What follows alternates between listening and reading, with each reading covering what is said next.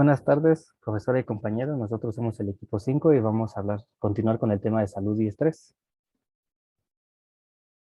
Para empezar, hablaremos sobre las técnicas psicofisiológicas para evaluar el estrés en escenarios clínicos. Este tema lo que busca es dar una noción de lo que es la psicofisiología aplicada a la evaluación del estrés. En sí, las respuestas vinculadas con el estrés implican una serie de reacciones que son psicofisiológicas y por tanto conllevan un gran número de cambios a nivel orgánico y conductual.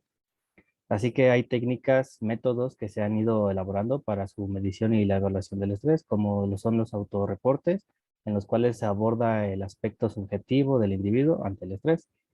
Las pruebas o test psicométricos específicos en los cuales se evalúa la respuesta subjetiva ante el estrés y las conductas de afrontamiento de las personas para lidiar con el evento estresante y diferentes instrumentos de medición que abordan distintas variables fisiológicas que que sufren cambios en respuesta al estrés, como la respiración, el ritmo cardíaco, la sudoración o el tono muscular, entre otras. En sí, dado el número y funcionalidad de las respuestas fisiológicas que se han mostrado, cambios ante el estrés, es importante que se considere dentro del problema de su evaluación la pregunta, ¿qué medir cuando se está evaluando el estrés? La sugerencia de esta pregunta es que todo lo que está al alcance que se pueda medir. En sí existen varias técnicas fisiológicas para la evaluación del estrés. En sí, la respuesta de estrés se genera por dos condiciones básicas, que es la sobredemanda, ya sea física o cognitiva, y posibilidad de riesgo, el cual puede ser físico, social, entre otros. Considerando que la respuesta de estrés es una respuesta psicofisiológica, las mediciones de señales fisiológicas durante la exposición a estresores suelen dar información que es relevante tanto para la práctica clínica como para la experimental. En sí existe varios números de respuestas ante una situación que genera estrés. Eh, Algunas que se analizan con mayor frecuencia para la evaluación del estrés en este ámbito clínico son la actividad eléctrica muscular o electromiografía. Esta técnica permite que el estudio de los potenciales de acción del músculo y aporta información sobre el estado en que se encuentran los diferentes componentes de la unidad motora. Estas están compuestas por electrodos de superficie o agujas que captan la señal eléctrica y una vez aplicados y filtrados son convertidos en una señal digital. Después está la temperatura distal. Esta suele medirse colocándose un transmisor en la punta de alguno de los dedos de las manos o de los pies, en donde surge un reflejo del grado de vasoconstricción periférica y este se asocia a cambios en la actividad simpática del sistema nervioso autónomo. En la conducta de la piel. Este mide la actividad sudorípara por medio de sensores que captan cambios en la conducción eléctrica de las sales contenidas en el sudor. Mediante la medida se da en Siemens. En sí, la conductancia de la piel suele ser un indicador importante del nivel de alertamiento de la persona, reaccionando ya sea para situaciones placenteras, como puede ser la actividad sexual, como displaceres, que son la violencia, y esto en sí se debe a que se encuentra bajo el control directo del sistema nervioso simpático. Y después se encuentra la frecuencia cardíaca. Este representa el número de contracciones del corazón en un lapso de tiempo determinado, o se mide en latidos por minuto. En sí, el rango normal de un adulto sano en condiciones de reposo es de 60 a 90 latidos por minuto. En condiciones estresantes, la inhibición creada por dicho nervio y la activación del sistema simpático modulan las variaciones en la actividad cardíaca en las que pueden aumentar. Posteriormente se encuentra la evaluación de estrés a nivel experimental. La necesidad de los distintos correlatos fisiológicos del estrés sean comprendidos y medidos ha permitido el desarrollo de nuevas técnicas para su evaluación por medio de la investigación experimental. En sí se ha logrado identificar determinados patrones específicos de actividad fisiológica ante el estrés y en relación con diversos trastornos mentales, psiquiátricos y tipos de personalidad. Eh, por ejemplo, un estudio que se realizó sobre la actividad electromiográfica en pacientes con trastorno de ansiedad, se observó que la tensión muscular crónica no es un síntoma que se presente en todos los diagnosticados con este trastorno. También se han dado que otras investigaciones se han enfocado en estudiar los efectos de diferentes parámetros de estrés mediante el análisis de la secreción de hormonas como la epinefrina y neuropinefrina, que se encuentra en la orina por la tensión muscular, presión sistólica y diastólica sanguínea, el ritmo cardíaco y como el cortisol en la saliva que se encuentra en sujetos que son sanos. Eh, en sí hay trabajos que han intentado evaluar diferentes indicadores fisiológicos del estrés, las respuestas cardiovasculares como pruebas cognitivas o de evocación de recuerdos traumáticos. En sí el estrés no solo afecta o tiene registros físico-fisiológicos.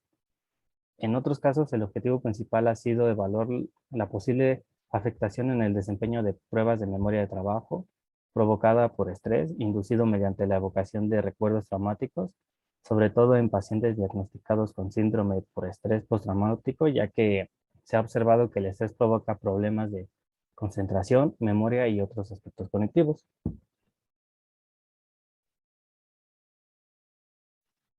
Aquí en el protocolo de evaluación del estrés en la práctica clínica, este proceso se realiza con estos sensores que también se utilizan en los electrocardiogramas y miden el electromiografía, en sus siglas son EMG, y es la imagen que pueden ver abajo. Siguiente, por favor. Bueno, con esta evaluación se hace un perfil psicológico de estrés. Este perfil psicológico sirve para conocer cómo el estrés afecta a la persona en particular. También proporciona esta información valiosa para el psicólogo para que éste pueda orientar la terapia.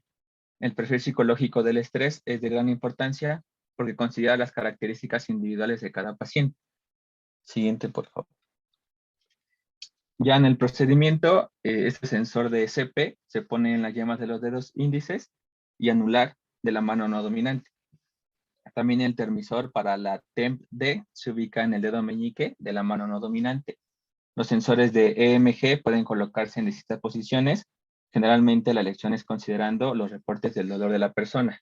Aquí, como podemos observar, la dificultad de la evaluación del estrés es sumamente compleja, ya que es multifactorial, así también como el número de variables psicofisiológicas y el menú de tareas estrógenas también a seleccionar es de muy amplia gama. Siguiente, por favor. Bueno, a continuación daremos algunos puntos sobre la prevención del estrés. La que sigue, por favor. Bueno, para el manejo del estrés en el ámbito de una organización principalmente, nos dice que existe ya una presión significativa y creciente para que los empresarios proporcionen a sus empleados las habilidades necesarias para manejar eficazmente el estrés.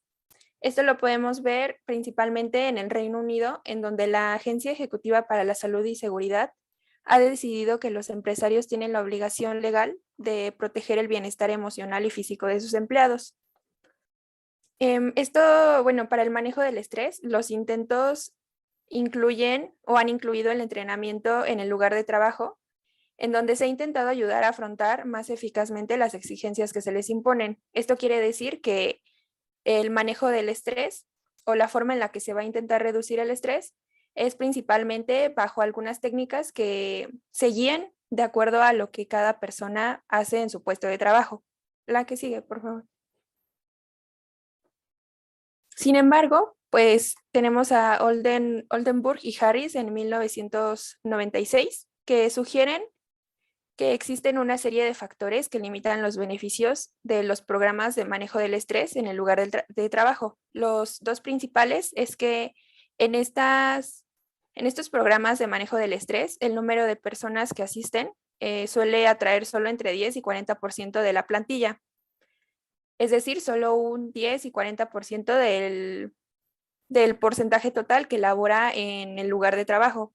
El segundo punto es que la mayoría de los individuos que asiste parece tener relativamente pocos problemas relacionados con el estrés, ya sea porque sienten vergüenza de asistir a estas pláticas porque no quieren que sus compañeros de trabajo lo sepan, o simplemente porque no se informan sobre pues estos programas de manejo del estrés. De esta manera, pues surge una necesidad de actuar de forma más directa, en donde se va a abordar principalmente las causas del estrés.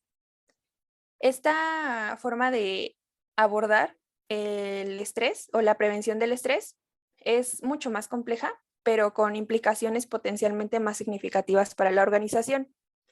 También el cambio en cualquiera puede afectar al estrés. Esto quiere decir que no es fácil determinar dónde y cómo hay que intervenir organizacionalmente. La que sigue, por favor. Un ejemplo de estos programas para la prevención del estrés es el que fue utilizado por Paul Bennett en un hospital. Y bueno, este proceso para reducir el estrés incluía tres puntos principales o etapas. La primera, pues, era la identificación del estrés en el entorno laboral. La segunda es la identificación de las soluciones desde los más implicados. Y el tercer paso fue el desarrollo del proceso de cambio. En el primer en la primera y segunda etapas, incluían la organización de grupos de atención con distintos empleados moderados por un psicólogo de la salud.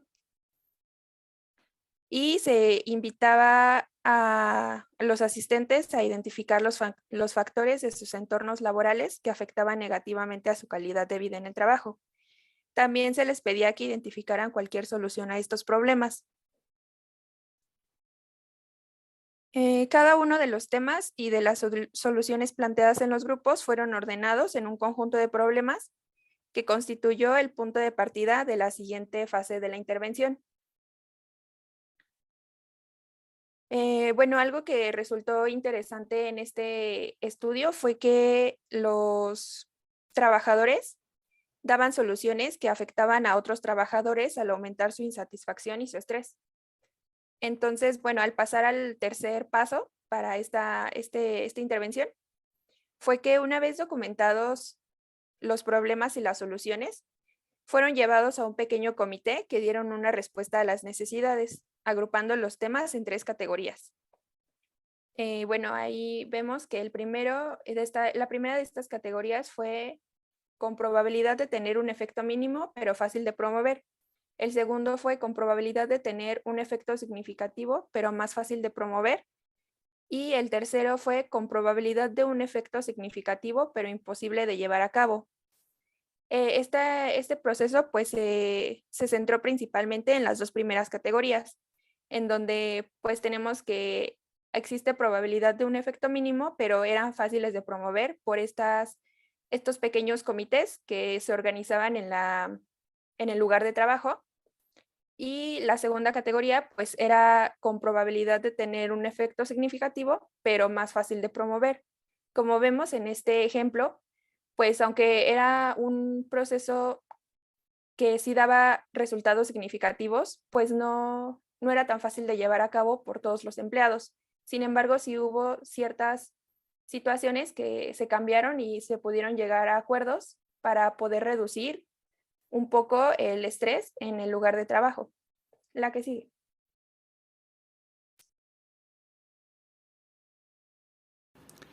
Bien, yo les hablaré del trabajo con las personas. A continuación se van a analizar algunos de los componentes de intervenciones conocidas colectivamente como entrenamiento en el manejo del estrés. Estas principalmente provienen de teorías cognitivas conductuales sobre estrés. Teorías del estrés, una rápida revisión. Aquí vamos a encontrar diferentes puntos y uno de los primeros sería que el estrés resulta de una serie de procesos cognitivos y ambientales. También es un estado emocional y psicológico negativo. Este deriva de cómo procesamos lo que sucede o se produce a nuestro alrededor. También entender que es un proceso más que un resultado. En la parte de la respuesta del estrés, a esta le contribuyen los pensamientos, respuestas fisiológicas y conductuales. Estas pues ayudan a que prolifere o crezca. Los efectos sobre el manejo del estrés se basan en teorías transaccionales, y la valoración de estrés y en teorías clínicas. Uno de los teóricos más destacados en estos trabajos en relación al estrés serían Aaron Beck y Albert Ellis. Beck fue uno de los principales representantes de trabajos en el estrés y fue uno de los principales en llamar a los pensamientos que provocan emociones negativas como asunciones automáticas. Entender que las asunciones automáticas vienen a la mente de forma automática, como dice su nombre, como la primera respuesta del individuo a una situación concreta. Se encuentran fuera de toda lógica y no se basan en la realidad. Su automatismo implica que no se cuestionen, incluso se aceptan tal cual como si fueran ciertos. En este esquema, la figura 13.1, podemos ver que un desencadenante proviene de un entorno que genera una respuesta cognitiva. Esta puede derivar posteriormente en una de estas tres respuestas, en dos o bien las tres. Estas son las conductuales, las fisiológicas y las emocionales. La respuesta conductual se refiere a las acciones, la respuesta fisiológica se refiere al impacto en el organismo y la respuesta emocional señala lo referente a los sentires, como nosotros volvemos dimensión emocional, esto que deriva de algo pasado en nuestro entorno. Respecto al trabajo de Beck, entendemos que Beck reconoce dos niveles de cognición en relación a los pensamientos. Uno son las cogniciones superficiales y el otro son las creencias inconscientes o los esquemas cognitivos. Las cogniciones superficiales son aquellas a las que podemos nosotros acceder con mayor facilidad, y los esquemas cognitivos o los creencias inconscientes son los referentes a las creencias que tenemos de nosotros mismos y también de nuestro mundo. Estas influyen en nuestras cogniciones superficiales, que a su vez van a afectar nuestras emociones, también nuestras conductas y también el grado de activación fisiológica. Esto es tal cual como se mencionó en el esquema anterior. El estrés puede ser útil en necesidad de generar respuestas a algunos problemas, pero se vuelve dañino cuando repercute en respuestas negativas. Beck identificó una serie de categorías de pensamientos que provocan emociones negativas. La primera son los pensamientos catastrofistas, que estos es principalmente considerar que un suceso es totalmente negativo y potencialmente desastroso. El segundo sería la sobregeneralización, que es llegar a una conclusión general totalmente negativa a partir de un único incidente. El otro sería la inferencia arbitraria, que sería alcanzar una conclusión sin evidencia suficiente que ésta la respalde. El último sería la abstracción selectiva, que es centrarse en un detalle sacado totalmente de contexto. También tenemos el modelo cognitivo de la conducta tipo A de Price, que es un buen ejemplo de cómo los esquemas a largo plazo van a generar formas muy estresantes de responder a los sucesos externos. Este modelo, como ejemplo, nos muestra cómo es que estas creencias, que son subyacentes, fundamentan otros pensamientos más conscientes de tipo competitivo, como de urgencia temporal o también hostiles. Las cogniciones superficiales relacionadas con la conducta tipo A incluyen: 1. Los pensamientos de urgencia temporal, como vamos, apresúrate, esta inmediatez de las cosas. El otro sería los pensamientos hostiles, como si alguien me la hace, alguien me la paga. La otra parte serían las cogniciones más inconscientes, que en estas incluyen la relación negativa de la identidad de las personas y sus acciones, y la siguiente sería la baja valoración de las acciones con respecto a los otros. Entrenamiento en manejo del estrés. A continuación se muestra una serie de factores posibles de cambiar para la reducción del estrés que padece un individuo basado en un modelo anteriormente mencionado.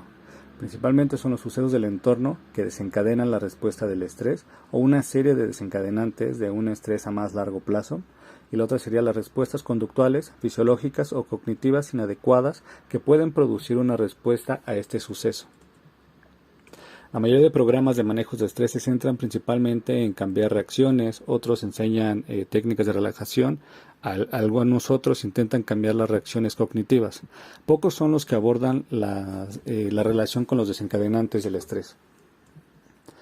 Por ello, se incorporan a la revisión del entrenamiento para el manejo del estrés un proceso tanto de identificación como cambios de los desencadenantes del estrés, así como estrategias para afrontar los pensamientos, sentimientos, también las emociones y comportamientos estresantes una vez que están iniciados. Estos se categorizan de diferente manera. Se principia con esto de que se pueden identificar y modificar los desencadenantes utilizando estrategias de resolución de problemas. Se pueden identificar y cambiar las distorsiones cognitivas mediante una serie de técnicas cognitivas, como puede ser la reestructuración cognitiva. También se pueden reducir los niveles elevados de tensión muscular y otros indicios de una activación elevada mediante técnicas de relajación. También se pueden cambiar las respuestas de estrés mediante la consideración y el ensayo de respuestas conductuales alternativas. De lo anteriormente mencionado, vamos a ver el cambio en los desencadenantes. Se trata de una parte del entrenamiento en el manejo del estrés que está muy descuidada, pues no existe una intervención que esté estandarizada para ser aplicada. Los desencadenantes del estrés de los individuos son diferentes, al igual que las estrategias que se van a desarrollar para reducir la frecuencia de estos. Para el cambio se requiere identificarlos principalmente, después ver su naturaleza, que es de dónde provienen. Uno de los enfoques más utilizados en este tema es el propuesto por Gerard Egan, y estos son tres de las fases que propone. La principal, exploración y clarificación del problema, cuáles son los desencadenantes del estrés. El siguiente es el establecimiento de objetivos, cuáles son los desencadenantes que quiere cambiar el individuo. Por último, la facilitación de la acción, cómo se plantea el individuo el cambio de los desencadenantes del estrés. Este enfoque también puede formar parte de los programas de autocontrol. En la parte de análisis y clarificación del problema encontramos lo siguiente. Principalmente es que el objetivo de esta primera etapa de intervención es ayudar al individuo a que identifique los problemas que tiene y que pueden estar contribuyendo a su estrés. Unos pueden ser evidentes, pero otros requieren de mayor análisis para identificarlos en su vida y también poder aplicar estrategias. Las estrategias o habilidades van a ser terapéuticas y pertinentes en esta etapa y van a ser las siguientes. Primero serían las preguntas directas e instigaciones, después serían los silencios y mínimas instigaciones y después la retroalimentación empática. En la parte de las preguntas directas, estas deben ser abiertas para evitar respuestas de una sola palabra como sí, no o vale, no sé, por dar un ejemplo. Las instigaciones tienen que incitar a obtener mayor información. Un ejemplo de esto sería como hábleme de, describa. También es importante alternar las preguntas directas con otras técnicas para que esto pueda animar al individuo y poder conseguir más información. Se pueden incluir silencios o instigaciones mínimas como ajá. En los silencios se debe respetar también el espacio y esto para evitar principalmente la interrupción de la persona y que esto rompa incluso los procesos del habla y la reflexión del individuo. El análisis de los problemas lleva a los individuos también a analizar cuestiones que no habían abordado anteriormente. También se puede utilizar la retroalimentación empática, que esto es mostrar que se comprende la situación por la que pasa la persona y esto puede facilitar la obtención de información, así como la forma en que el sujeto entiende sus problemas.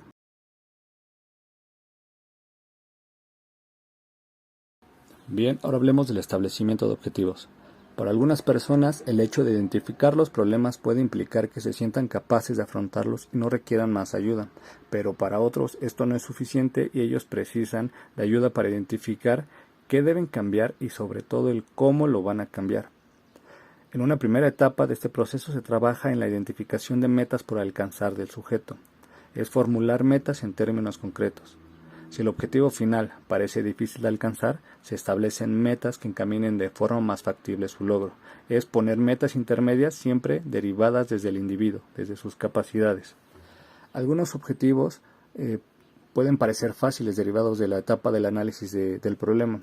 Sin embargo, si esto no es así, Egan identificó una serie de estrategias diseñadas para ayudar a los pacientes a identificar y definir objetivos. Esto es retar al individuo para que explore nuevas perspectivas de lo más importante. Esto le permite reflexionar sobre nuevas formas de hacer las cosas. Bien, ahora hablaremos de la última etapa, que es la facilitación de la acción. En esta etapa también puede resultar que los individuos consideren no requerir ayuda, pero aquellos que no pasan a esta última etapa. La etapa final de este elemento del manejo del estrés consiste principalmente en planificar formas de alcanzar los objetivos identificados. También se pueden modificar las áreas de manejo del estrés en prioridad de otras. Esto principalmente pues es encontrar los puntos en los cuales el estrés es más fácil manejar y poder llegar a los objetivos. También se pueden utilizar recursos personales para alcanzar los objetivos. Bien, ahora hablemos de la parte del entrenamiento en la relajación. El objetivo de enseñar habilidades de relajación consiste principalmente en permitir que el individuo se relaje todo lo posible y de una forma adecuada, tanto a lo largo del día como en momentos específicos del estrés. Tiene ventajas tanto físicas como en respuesta de los tiempos reales. También aumenta el control real y las respuestas del estrés en situaciones detonantes. La percepción de pérdida de control a veces puede contribuir a estados de estrés, pero para eso es importante que la relajación se mantenga y sea un trabajo constante. La relajación también puede incrementar el acceso a procesos de pensamiento muchísimo más calmados y más constructivos, aunque pues es un proceso relativamente débil. La mejor manera de aprender habilidades de relajación consiste en pasar por 3 fases. La primera sería aprender las técnicas de relajación básicas, la segunda sería hacer un seguimiento de la atención en la vida cotidiana y la última sería utilizar la relajación en momentos de estrés. Respecto al aprendizaje de habilidades de relajación, pues la primera etapa del aprendizaje de las habilidades de relajación consiste en practicarlas en condiciones óptimas, que esto significaría estar en un espacio cómodo, como puede estar en una silla, en una habitación silenciosa, donde no haya ninguna distracción y también resulte relativamente fácil relajarse. Inicialmente es necesario que un profesional que esté entrenado en estos temas enseñe el proceso de relajación profunda. La práctica cotidiana en los días y en las semanas es necesaria para automatizar la respuesta en contextos de la vida real.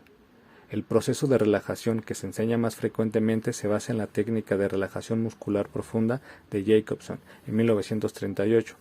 Consiste en tensión y relajación ordenada de los músculos. Esto parte desde las manos, antebrazos, el brazo, hombros, nuca, labios, la frente, el abdomen, el pecho también, la parte de las piernas y los pies, y el último pues entender el completo desde los pies a la cabeza y en un general. En la parte del seguimiento de la atención física tenemos que comprender lo siguiente. Al mismo tiempo que se practican las habilidades de relajación, los individuos pueden empezar a hacer un seguimiento de sus niveles de tensión física a lo largo del día. Esto sirve para identificar niveles de tensión y poder contrarrestarlos. Este proceso también puede permitir identificar posibles desencadenantes futuros del estrés y proporcionar claves sobre cuándo puede resultar particularmente útil recurrir a los procedimientos de relajación. Se puede facilitar este proceso con un registro de tensión diaria. Repito, registro de tensión diaria. Se registra la tensión en una escala numérica de menos a mayor grado. Puede tener valores desde 0 a 100. También incluye intervalos reguladores del día o de mayor estrés. Estos registros también pueden centrarse en pensamientos, emociones o comportamientos experimentados en los momentos de estrés. Como vemos en la imagen, en la figura 13.2, vemos cómo hay un registro de tensión diaria. En la primer fila encontramos que se registra la hora, la situación que desencadenó este estrés, el nivel de tensión como lo sintió la persona y los comportamientos que describe la persona que sintió en ese momento. Respecto a la relajación en vivo, este es un proceso de integración en la vida diaria de las técnicas aprendidas de relajación. Repito, aprendidas. Significa saber reducir la tensión a niveles ordenados al tiempo que se llevan las actividades de la vida cotidiana. Es implementar estrategias a favor de esta vida cotidiana en un orden y control del estrés. Saber que los estímulos que vienen del exterior, del ambiente, recibirlos de una manera controlada, ordenada, y si necesitamos, enfocarnos en las estrategias que aprendimos de relajación para poder controlar estos niveles de estrés. Intervenciones cognitivas. Este es un proceso que parte desde cómo se perciben las situaciones estresantes y se procesan en las cogniciones de las personas. Hay 2 estrategias que se utilizan para cambiar las cogniciones.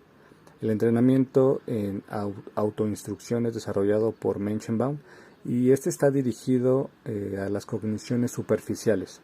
Principalmente consiste en interrumpir el flujo de pensamientos ansiógenos, que son los provocadores de estrés, y sustituirlos por pensamientos ensayados previamente en afrontamiento o reducción del estrés, el denominado diálogo interno positivo. Una técnica más compleja es la reestructuración cognitiva, que esta consiste en identificar y poner en duda la exactitud de los pensamientos que generan el estrés IBIT. Pide al individuo que los considere como hipótesis y no como hechos y que evalúe su validez sin sesgos. Este proceso puede incluir la consideración tanto de las cogniciones superficiales como de los esquemas cognitivos, aunque estos últimos requieren de una importante toma de conciencia y se pueden alcanzar mejor en el contexto de una terapia. El método socrático permite la identificación de pensamientos generadores de estrés. Esto deriva de los trabajos de Beck. Se puede retar al paciente a que ponga en duda sus supuestos estresantes, planteando preguntas clave como ¿qué evidencia hay que respalda o rechaza mi supuesto? ¿Hay alguna otra forma posible de pensar en esta situación? ¿Es posible que me esté equivocando en la forma en la que pienso? Una técnica que se ha desarrollado específicamente para ayudar a identificar y poner en duda las creencias centrales es la que se conoce como la técnica de la flecha hacia abajo. Este procedimiento permite identificar las distorsiones cognitivas. Se basa en diferentes preguntas y estas preguntas pueden ser: ¿qué es lo que le preocupa sobre?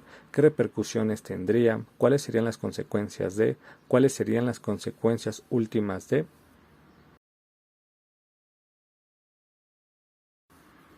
Intervenciones conductuales. El objetivo del cambio conductual consiste en ayudar al individuo a responder a cualquiera desencadenantes de estrés de tal forma que esto maximice su eficacia a la hora de afrontar el factor desencadenante del estrés. El hacerlo de una forma que esto le provoque el mínimo estrés.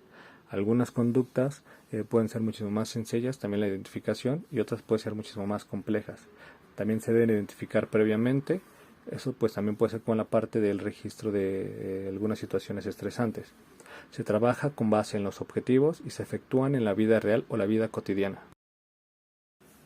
Y por último de mi parte sería el entrenamiento en inoculación del estrés.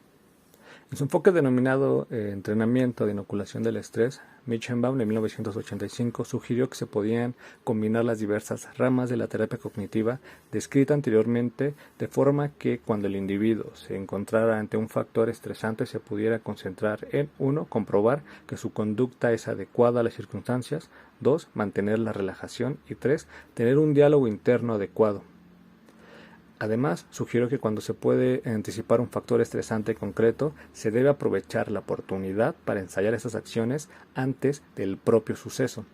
En la situación se deberían poner en marcha las estrategias planificadas. Finalmente, una vez que se ha producido la situación, se debe dar tiempo a revisar lo que ha ocurrido y aprender de los éxitos y también de los fracasos, en lugar de considerar estos como desastres que es mejor olvidar.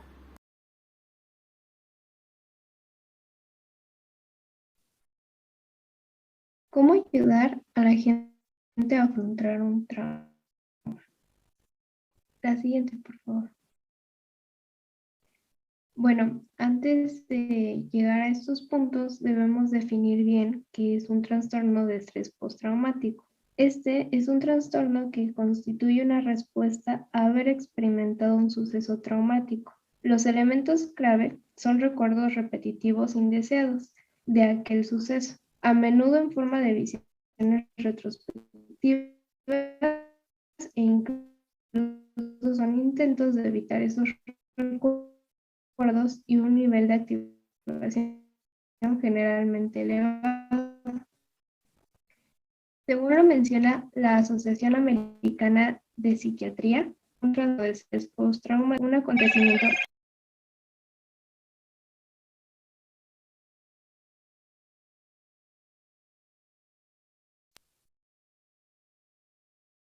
es necesario que haya experimentado o presenciado un acontecimiento que incluya una muerte o lesión grave, ya sea real o potencial, o incluso una amenaza a la integridad física de la persona o de otros, y que esta respuesta haya sido inmediata, incluido con un miedo intenso, sensación de que la persona se siente indefensa o algún horror. A largo plazo, el individuo tiene que haber experimentado 3 conjuntos de síntomas con una duración de 1 mes a más. La número 1 son recuerdos intrusivos, en donde se vuelve a experimentar el trauma a través de pensamientos intrusivos, como lo son las visiones retrospectivas o pesadillas. Estas visiones suelen parecer tan reales como el suceso mismo, pero suelen presentarse como fragmentos o parciales. Las emociones y las sensaciones relacionadas con el trauma se pueden revivir con una intensidad casi similar como fue a un inicio en el que se sintió. A menudo estas se describen como imágenes como si fueran parte de una película. Inicialmente las personas pueden sentir que realmente en esta película, como ya lo mencioné, se va recuperando su perspectiva. Entonces esta a lo largo puede cambiar y es vista desde un observador externo. Como lo dije, como si fuera una película. Y pues para aclararlo un poco, empiezan a sentirse como si fueran desprendidos de ese trauma. La segunda es la evitación. Aquí puede incluir mecanismos de defensa mental como ser incapaz de recordar partes del trauma, que tengan aletargamiento emocional o indiferencia hacia los demás, así como evitar lo físico de aquello que le recuerda el trauma. La tercera es la activación, en donde los sentimientos persisten de una sobreactivación que puede hacerse prácticamente como irritabilidad por sobresaltarse con facilidad o ser excesivamente alerta. Esto contiene también en el aspecto de padecer insomnio o tener dificultades para concentrarse. Estos síntomas suelen empezar a producirse a los pocos días o semanas del suceso, pero también pueden resurgir. Quiere decir que una vez que hayan desaparecido estos síntomas en un inicio como resultado de un nuevo trauma, se genera este nuevo. O de eventos vitales tan diversos como aniversarios del trauma, pérdidas interpersonales y cambios en el estado de salud. Hace mención en que muchos trabajadores sanitarios están con otras personas en momentos de amenaza de muerte o de muerte real. Un ejemplo de esto es el personal de emergencia, que trabaja en ambulancias y actúan frecuentemente en accidentes como los cuales producen grandes traumas, muertes y un estado o un nivel de angustia personal. Por ello, la prevalencia del trastorno de estrés postraumático en este grupo resulta ser muy elevada. Según lo mencionaba Bennett y William, encontraron que el 21% de esta muestra del personal sanitario experimentaba un grado de trastorno de estrés postraumático. La siguiente, por favor. Ahora bien, hablando sobre la prevención del trastorno de estrés postraumático, como es mejor definido a un tipo para poder prevenirlo, es el de debriefing psicológico. Esto quiere decir, es un procedimiento en el que la gente ha pasado por un determinado trauma y habla sobre él de un modo estructurado con un terapeuta. Debido a que hay un grave efecto potencialmente a largo plazo, este trastorno de estrés postraumático puede tener sobre el individuo que haya realizado un número significativo de trabajos de investigación y trabajo clínico para intentar prevenirlo por estos incidentes traumáticos. El enfoque que se suele utilizar más frecuentemente, como ya lo mencioné, es este tipo de terapia, por así decirlo, en donde muchos hospitales y otros servicios, como lo son ambulancias y policías, utilizan de forma habitual este proceso para ayudar a sus empleados a afrontar un incidente traumático. Suele consistir en una entrevista de una única sesión, que es realizada al poco tiempo de un suceso traumático. Consiste en que el individuo hable sobre este suceso y las reacciones que tuvo en el momento junto con sus emociones, de una forma que sea lo más detallada y sistemática posible. El terapeuta dirige al individuo haciéndole recordar el suceso de esta forma, como ya lo mencioné, estructurada, preguntándole sobre lo que ha ocurrido y sobre sus respuestas emocionales, ya también sean cognitivas y conductuales. Se espera que este procedimiento ayude a la persona a asumir cualquier trauma emocional que ya se haya experimentado y también así prevenir el desarrollo del trastorno de estrés postraumático. Como tal, este procedimiento también está justificado por teóricos como lo son Breuin y Holmes en el año 2003, en donde se sugirió que los síntomas de este trastorno derivan de los recuerdos traumáticos y permanecen aislados del sistema general de memoria, también acompañados con vivencias retrospectivas y otros recuerdos indeseados de estos sucesos que se deben a los intentos cognitivos de integrar recuerdos traumáticos que fueron aislados en la memoria general. Ahora bien, cuando estos recuerdos quedan plenamente integrados en este sistema de memoria, pierden su carga emocional y dejan de ser prominentes que otros recuerdos más generales.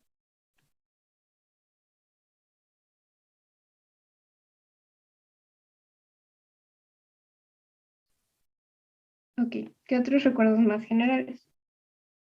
Como tal, se hace un proceso de reflexión y reelaboración de estos recuerdos para plantear una integración de los mismos y poder llevar una superación.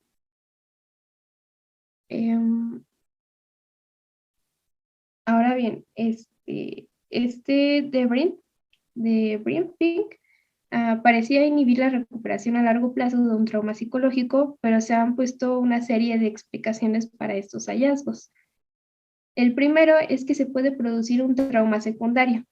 Debido a que la mayoría de exposición al incidente traumático en un breve periodo de tiempo tras el acontecimiento suele desaparecer.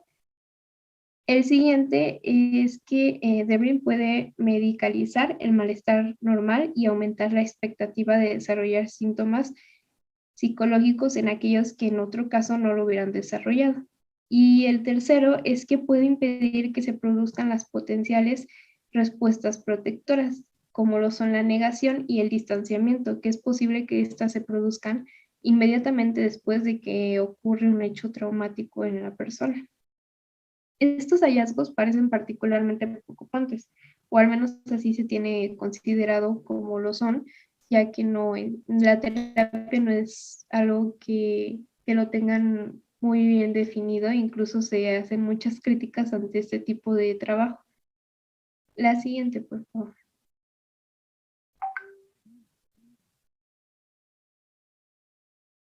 El tratamiento del trastorno de estrés postraumático es muy derivado.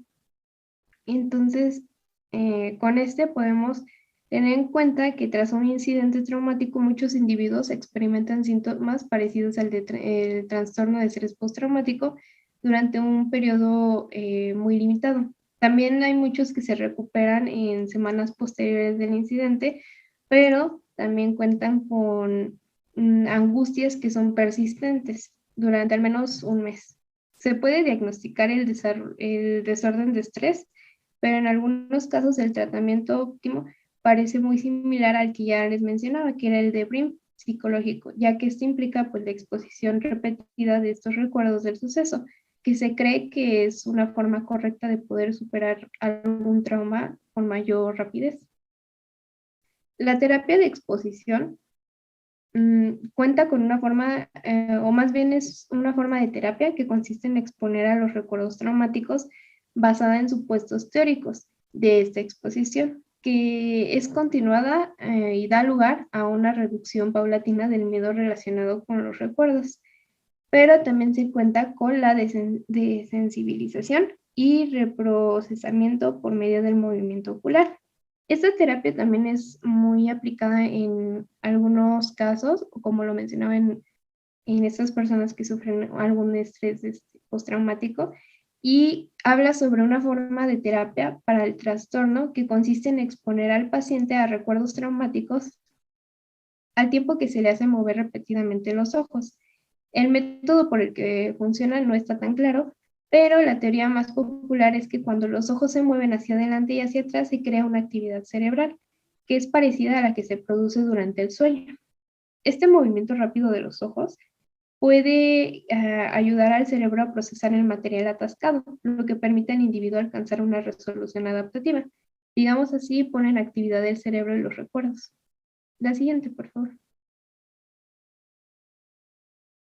Bueno, ahora hablando sobre la minimización del estrés en el contexto hospitalario, tenemos que tener en cuenta una preparación preoperatoria. Aquí se pone el ejemplo sobre los profesionistas sanitarios y los pacientes, en donde no suelen tener el tiempo o la predisposición para enseñar o aprender estas estrategias ya mencionadas, por lo cual adoptan un enfoque distinto para ayudar a la gente a afrontar algún estrés en específico. Hay estudios que han visto la eficacia de proporcionar dos tipos de información a los pacientes ante una intervención quirúrgica, los cuales son información sobre el procedimiento e información sensorial.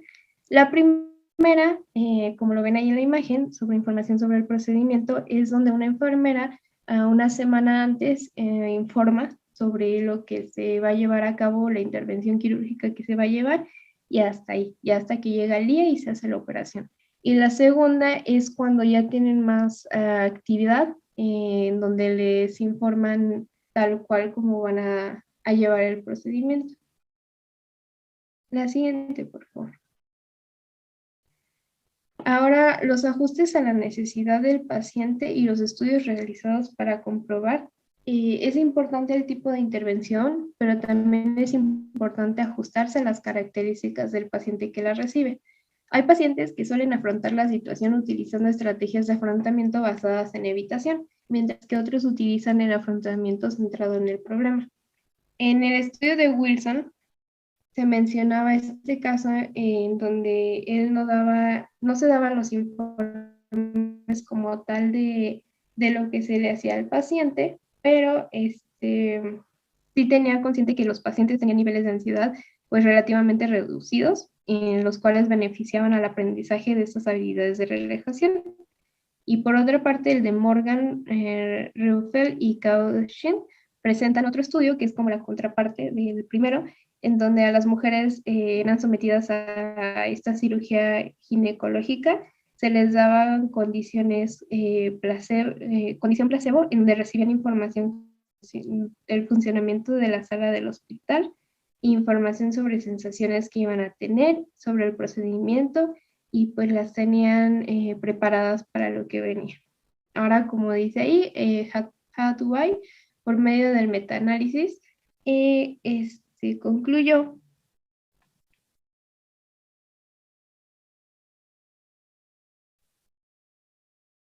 el trabajo con los niños y sus padres. Aquí hay dos partes en donde es importante la preparación rutinaria y la preparación sobre el procedimiento. Como les mencionaba en la primera, lo que se hace es que una semana antes se les avisa sobre el procedimiento, más sin embargo no se tiene como tal este contacto con el personal y quien va a llevar la cirugía. Entonces, por eso se crea este estrés tanto con tutores como con los niños. En cambio, en la preparación sobre el procedimiento se dieron altas tasas en donde todo el paciente, tanto como los tutores, llevaban más calma porque ya la enfermera y el personal sanitario tenían este contacto del paciente de enseñarle o presentarle al personal que lo iba a operar, y al igual que el material que se iba a ocupar. Entonces se pudo llegar a la conclusión de que entre más información se obtenga sobre el procedimiento quirúrgico que se va a llevar, menor es el índice de ansiedad o generar algún trastorno de estrés postraumático. Y eso sería todo de nuestra parte. Muchas gracias por su atención.